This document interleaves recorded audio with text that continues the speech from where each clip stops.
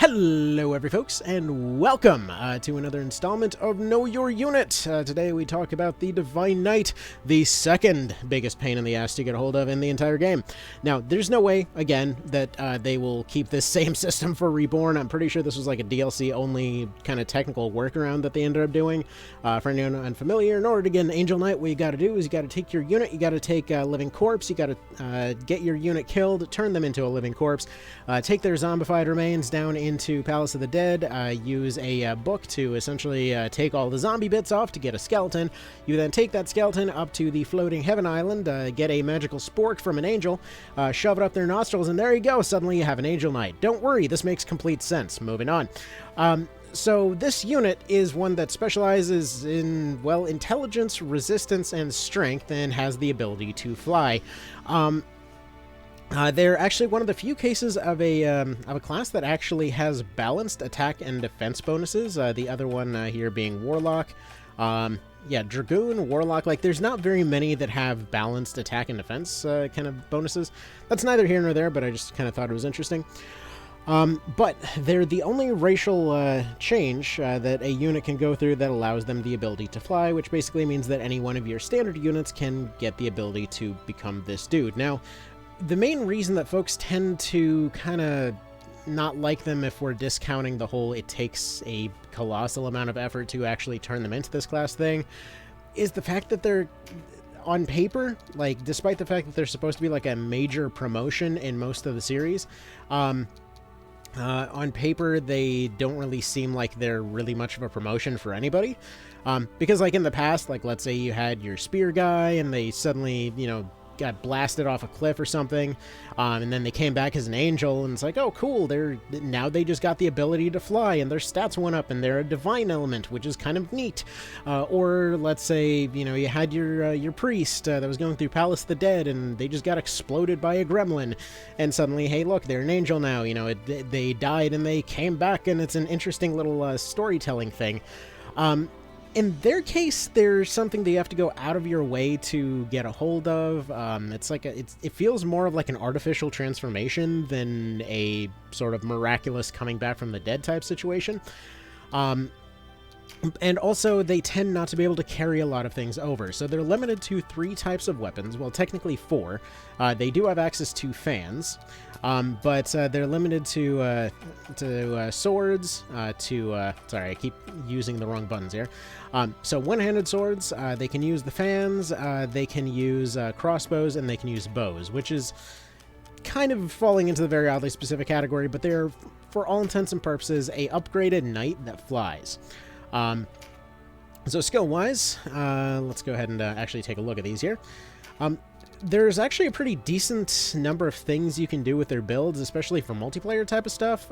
In terms of kind of day-to-day practicality of the unit, it's fairly boring. But just like many of the DLC characters, it's kind of funny because they've got some interesting stuff that seems completely worthless at first, but I kind of appreciate the attempt there. So, for example, they're a unit that can fly, so it seems really weird for them to be able to use jump, but if you think about it, if somebody uses leaden on them, then they would essentially be grounded and, you know, wouldn't be able to go anywhere. But if they've got jump, they would functionally be able to still kind of keep on moving and, you know, traversing, even if they can't use their wings. Very, you know, very specific, but I just kind of, I don't know, I kind of low-key love the fact that it's just a thing they can do. But okay, interesting build options for them. So, obviously, one-handed swords, fairly vanilla as far as that goes. We'll get into their spell options and whatever else, but this is basically similar to a knight here. So, for example, if you wanted to go for like a charming fireball build, you could go for getting some penetration off the stalker earring, combine that with the damask bow for, again, extra penetration, plus just kind of passive stun effect. But then you combine something like the Leskers, the Phoenix, and the Fire Gaunts to get all that Og fire, and you basically have a short bow guy with like a day-to-day kind of one-handed sword type of situation going on, to kind of give a, well, kind of a upgraded OB64 Raven Man kind of build. Or you got something like this over here where we're actually going to go ahead and invest heavily into the flashbang bolts here. So basically your extra crossbow penetration on this. Again, day-to-day stun effect off that. Aug Light with some pretty fantastic defenses off these things. So the light setup, like if you're going for a light build, they can be incredibly tanky, and in fact, really rather than going for something like this is just for the sake of looking interesting. If you go for like full light set, and let's say you put the Brynhildr on there, that is incredibly strong. They're actually one of the classes that would be able to be very, very difficult to deal with in this kind of situation. So let's go ahead and like put a Ring of Vid on them, for example. But in this situation, they're getting a lot of penetration bonuses off the weapon. The weapon itself is boosting the penetration of their spells. They get free use of a Judgment 2, so it's pretty much perfect in their hands. Plus, they're getting 2 immunities off of these pieces of equipment here. Probably combine that even with something like the Azor here. This actually would be a fantastic setup because they've got 3 immunities just off their gear alone. They're getting a lot of bonuses, and they all end up synergizing very well with what they've got. So magic-wise, Angel Knights are one of the few that actually more or less can shrug off even dedicated magic units pretty easily. They've got some of the higher resistance type stuff, and especially off their gear, they've got some really high both threshold and resistance. But if we combine that with the spells that they've got, actually let's go to this. Yeah, let's go to this one right here. So they actually get the full complement of Spirit Surge, full complement of Judgment, both uses of Exorcism. Interestingly enough, if you want to dedicate a second spell slot, you can actually get Draconics on them as well. So Starfall 1 and 2, they're probably going to be some of your better Starfall users because of the heavy options for light dedication there, as you'd expect. Gift of Restoration, this is again one of those weird cases where it actually would be kind of useful. Just because they're a unit that's going to be, potentially doing a decent bit of healing here. So, actually, wait a minute. Come to think of it, I'm mixing this up completely with Gift of Restoration. Okay, why would we use this on them? Because they can't actually use heal, if I recall correctly. Let me double check. Yeah, so they cannot use heal. Let's, okay. Scratch that real quick. How dare they not get heal? No, in terms of Draconic stuff, yeah, Gift of Restoration's kind of an odd one, actually. Just because, yeah, no heal. But, oh well, whatever, it's there, I suppose. Nullify Strike, very good on them because they can be very tanky. Dodge Blades, again, good on them because they can be fairly tanky. Extra dodge is always good. Also gives them the option to be a support because their range options are strange. Though I will say if you're going for a, full dedicated light setup like over here, you could technically also go into the crossbow, basically get your big flashbang bolts on there too. Equipment wise, by the way, also kind of an interesting note here, but they actually do get access to the Ogre set, kind of. They get access to 2 out of 3 pieces of the Ogre set, but for example, something like this can actually be really handy. So high Vit, high strength, high armor, and on top of that, you get, interestingly enough, the Medusa Shield actually scales light, so you can actually use that as a pretty effective weapon because its attack score is a lot higher than many of the other shields there, so potentially could be getting a lot of damage off that. But either way, they get access to Spell Strike, and they also get access to Evil Eye, which basically means that they can have a very good chance of petrifying a good chunk of the map. But having this kind of setup does give them a lot of use item effects. Ring of the Clouds was there just because it's funny, by the way. Yeah, this was just here for the purposes of, I just find that name funny. But if we wanted to give them the Erasean here, if they ever run out of MP and they want to use their Exorcism, they basically have a backup plan for that as well. So, overall, like, gear options, they're pretty built for what they want to be. They've got a lot of defensive options, like Rampart Aura 4. Like, if you wanted to go for a ranged build, you could just land them somewhere and just make sure that nobody got close, and if somebody tries to get close, well, they get trapped in the Rampart Aura, you fly away, and then what are they going to do at that point? Combine that with Swiftfoot in that particular case, they don't even need their dodge or their fortify. Divine, if they want to go full spellcaster, that's certainly an option. Basically, they're, again, one of those ones that specializes in being able to use a offensive weapon as a good spellcasting weapon as well. So, like, all across the board, they are one of the few, like, innately effective Tribrid type setups. So while they are a pain to get a hold of, and they seem pretty boring at first, they're a fairly strong class overall. It's actually a little bit funny that the official guide describes them as the most dominant of all, which is a little bit dramatic, but they do get a lot of good options as far as that goes. Now let's go ahead and take a look at their songs and things here, because that's where stuff gets a little bit different. So they're actually one of the few cases where Sanctuary could potentially be useful. It's one of those skills that's actually very unlikely to be useful for most cases.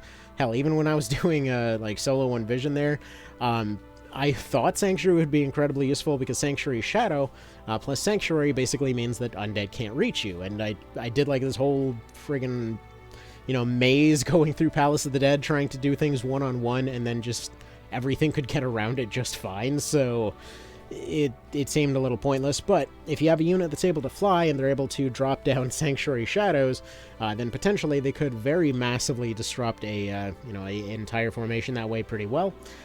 Evil's Bane, pretty handy for... this is basically just like Dragon's Bane, Beast Bane, any of that. Pretty handy for quickly sweeping through Palace of the Dead if you're going back there a second time.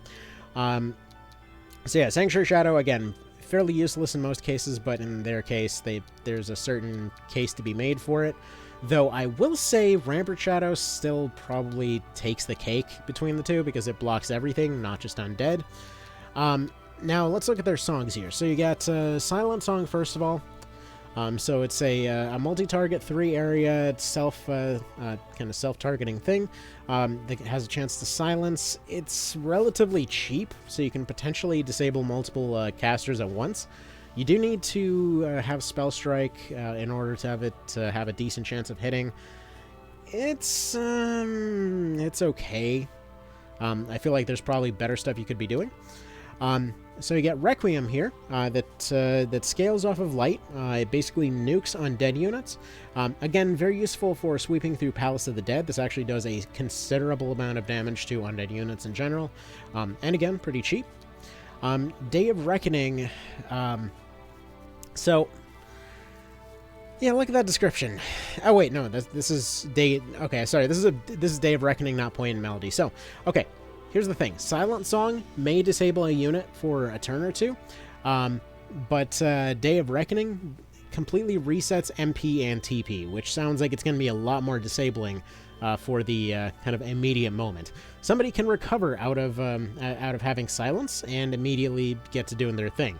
They can't... somebody else would need to feed them MP in order to get them going from that. So I just feel like this one's generally better, but, you kind of just do as you do on that one. I think it's meant to be a direct upgrade of it, considering the level requirements for them. Now, Poignant Melody is the one that I was actually thinking of earlier.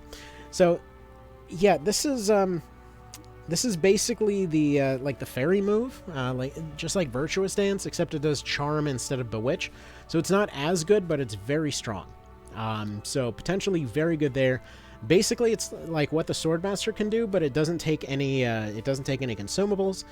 You can make it have a very high chance to hit with Spell Strike 4. So I would say Poignant is easily one of their stronger things to have on hands at all times. Not to mention you get it pretty much immediately, so it's going to be very handy to have on hand there. Despite the fact that it has a light scaling little tag on it, it doesn't have anything to scale light with.